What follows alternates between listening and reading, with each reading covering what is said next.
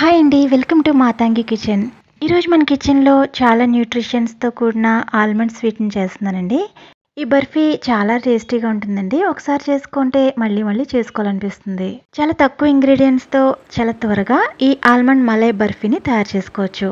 మరి ఇంకా లేట్ చేయకుండా ప్రాసెస్ ఏంటో చూసేద్దాం. ముందుగా మిక్సీ జార్‌లోకి ముప్పావు కప్పు వరకు బాదం పప్పులను తీసుకోండి. వీటిని ఇక్కడ చూపిస్తున్న విధంగా ఫైన్ పౌడర్ వచ్చేటట్టు మిక్సీ పట్టుకోవాలి. ఇప్పుడు స్టవ్ మీద ప్యాన్ పెట్టుకుని దీనిలోకి 1 కప్పు వరకు పాలు వేసుకోండి. అలాగే అరకప్పు వరకు షుగర్, 2 కప్పుల వరకు మిల్క్ పౌడర్ యాడ్ చేసుకోండి. ఇప్పుడు దీనిలోకి మనం ఆల్రెడీ మిక్సీ పట్టుకున్న బాదం పౌడర్ని యాడ్ చేసుకోవాలి.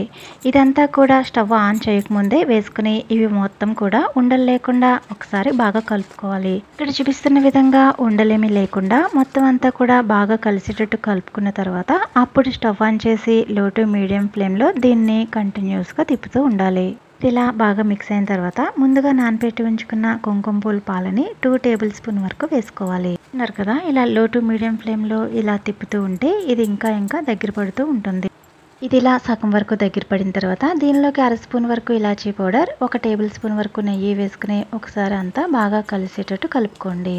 ఇది ఇలా కలుపుతూ ఉంటే పూర్తిగా దగ్గర పడడానికి 20 నిమిషాల వరకు టైం పడుతుంది. చూస్తున్నారు కదా, ఇది ఆల్రెడీ కొంచెం ప్యాన్ నుంచి సెపరేట్ అవుతూ వస్తుంది. అలాగే మనం ఇలా గరిటతో పక్కకి నెట్టగానే షేప్ అనేది హోల్డ్ అవుతుంది. ఈ టైంలో ఇంకా స్టవ్ ఆఫ్ చేసి దీన్ని కొంచెం చల్లారనిచ్చుకోవాలి.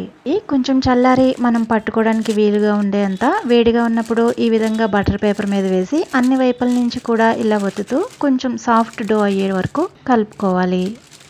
ఇలా బాగా కలుపుకున్న తర్వాత చేతులకి నెయ్యి రాసుకుని ఇలా స్పూన్తో కొంచెం తీసుకుని రౌండ్ షేప్ వచ్చేటట్లు చేసుకుని తర్వాత ఇలా స్క్వేర్గా వచ్చేటట్టు 4 వైపులా నొక్కుకొని పైన గార్నిషింగ్ కోసం ఇలా బాదంతో గార్నిష్ చేసుకోవాలి.